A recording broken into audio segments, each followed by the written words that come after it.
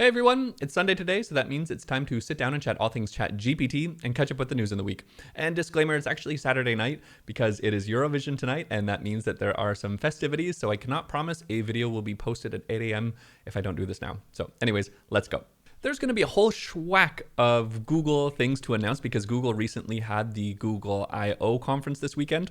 Let's dig into it. So one of the first big announcements is that Google has released Bard as public access to many different countries. Now it is interesting because here in the Netherlands, we were waiting for access, and so we see all the other people that are playing with it in all the other countries except for the Netherlands. And hold up, actually not a single European Union country is included. Now, we've talked on this channel before about how the European Union has some regulations, and they have the Digital Markets Act and the Digital Services Act. And so the inability to access Bard for European Union countries probably has to do something with this and the GDPR, the General Data Protection Regulation. So we'll wait and see, and I am curious to try it. As we watch other countries have fun with Bard, we can still include some other interesting news, and that is that they are introducing us to Palm2, and this is their next gen language model. What they say is that it boasts multilingual capabilities, better reasoning, and even coding capabilities.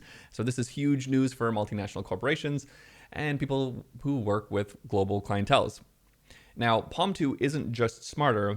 According to Google, it's faster and more efficient. Plus, it comes in 4 different sizes. They have lightweight to bigger models with more parameters, and this is to cater to a range of different use cases. Now, it was interesting to follow the Google I/O conference because it was kind of like the Oprah, like, you get AI integration, you get AI integration.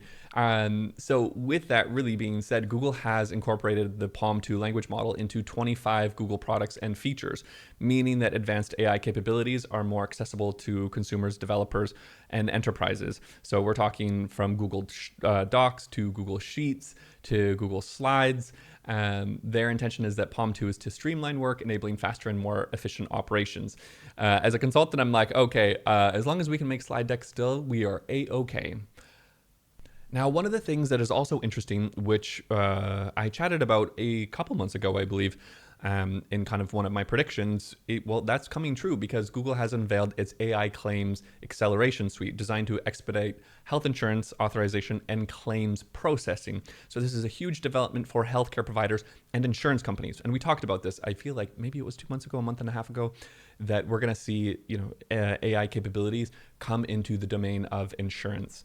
Now, in the healthcare realm of things, they are introducing and have announced the Palm2, so a large language model, the Palm2 language model specifically designed for the medical domain. So I think that we're going to see this revolutionize how medical questions are answered and insights that are gained from all of these wildly dense medical texts, these all of these books, etc. So this is really going to, I think, have some major plays in the healthcare sector in the next 5 years, at least. Or actually, maybe even sooner. Now, of course, I think, some of the insights that come out of this is that we're going to see some interesting things coming through the pipeline when it comes to healthcare. I can bet my bottom dollar that consultants are going to see a lot more wide-scale implementations of the Palm2. But wait, there's more.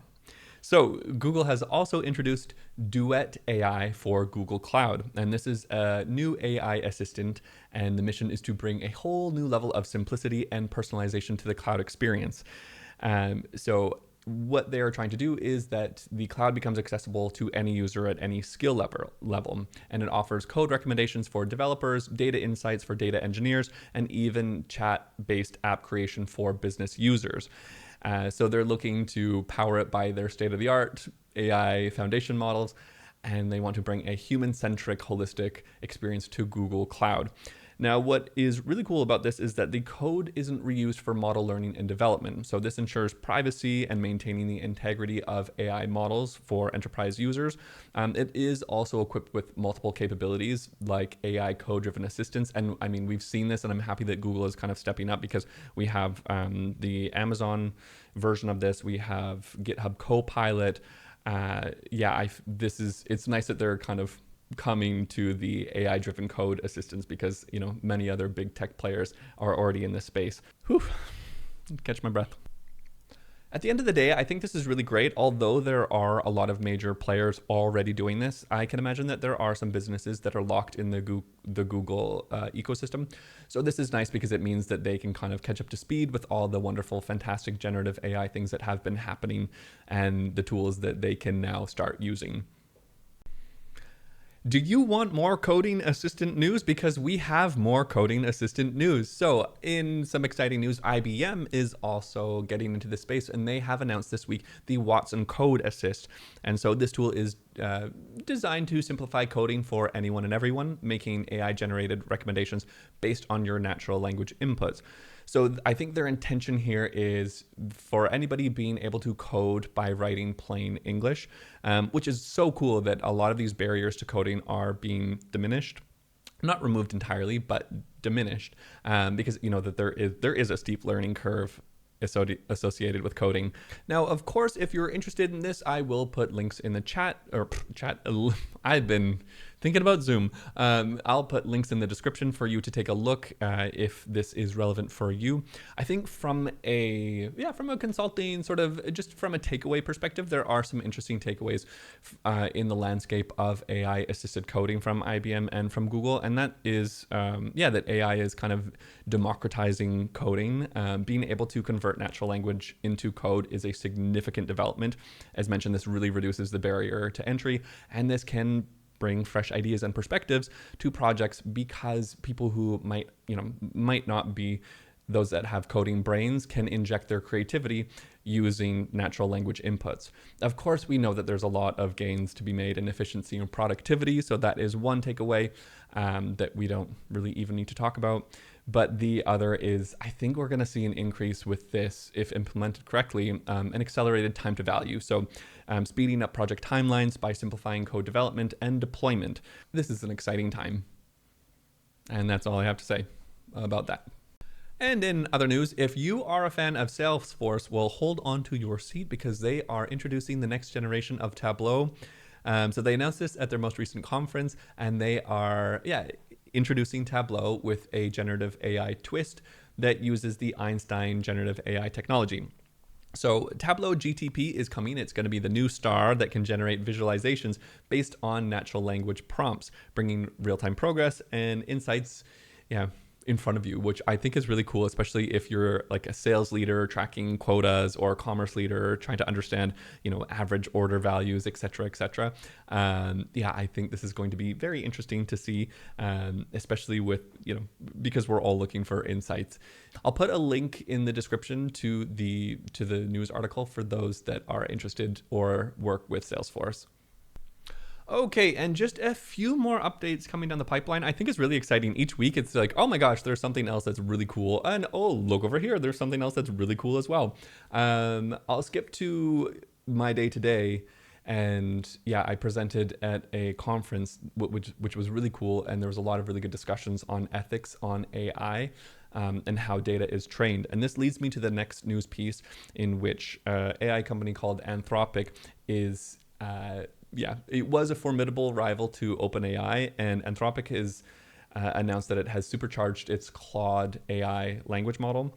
Now, the thing that they are touting with this is that it is able to analyze an entire book's worth of material in less than a minute. So you may have seen news about this already, that it read and analyzed The Great Gatsby.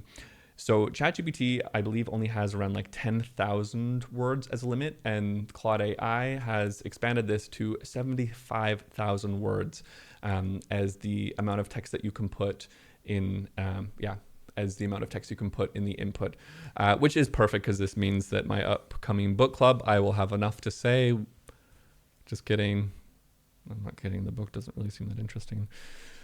Now, they also have said, wait, there's more. We haven't stopped there. They have also unveiled a unique approach to training their AI systems, in which they call constitutional AI, which is a new term to me. The methodology aims to imbue these systems with values defined by a quote-unquote constitution, making the behavior of their language models both more easier to understand and then adjust if needed.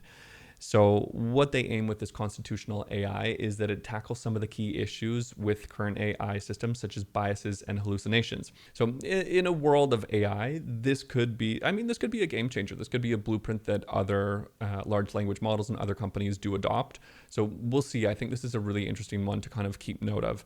Okay, so last week it was kind of like Lana Del Rey news because things were a little bit more, not enlightening, and we talked about the risk of AI coming for jobs. I think that this one could also rear its head as well. So Stability AI has released their stable animation SDK. And the intention of this is that, we're going beyond just pictures in which generative AI applications can create. So with this stable animation SDK, they're hoping that users can create animations. And so they can create animations in 3 ways using text prompts, a source image, or a source video.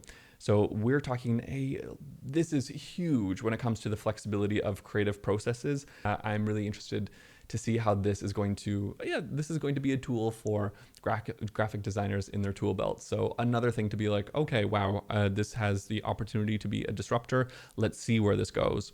And in my life this week, I had the pleasure of speaking at the IEM Caring Foundation Generative AI Conference. Thank you to the organizers for reaching out to me and giving me the opportunity to speak.